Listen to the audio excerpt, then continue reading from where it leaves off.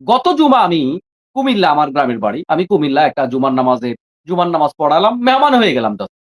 তো মেহমান হয়ে গেছি স্বাভাবিকভাবে যেহেতু আমরা বকবক করা মানুষ, বক্তাগিরি করি। যেকোনো জায়গায় গেলে মানুষ স্বাভাবিকভাবে একটু কথা শুনতে চায়। যে ভাই বলেন, আপনি কথা বলেন আজকে। তো আমি এক জায়গায় আমাকে ইনভাইট করে নেওয়া হলো যে ভাই আজকে আমাদের এখানে জুমার নামাজ পড়াবেন। আমি আল্লাহকে সাক্ষী রেখে বলছি যে আমি সূরায়ে মুলক থেকে আলোচনা করা শুরু করলাম। আমি একেবারে মূল তাফসির কোরআন সুন্নাহর বাহিরে একটি শব্দও বলিনি। একটি শব্দ, নট এ সিঙ্গল ওয়ার্ড আমি কিচ্ছু বলিনি। অথচ জুমার আলোচনা চলার মাঝখানে একজন বিএনপি নেতা এসে বাধা দিল। এগুলা কি আওয়ামী লীগের আমলে হয়েছিল? ওই যে বললাম হ্যাঁ হয়েছে। কোথায় হয়েছে?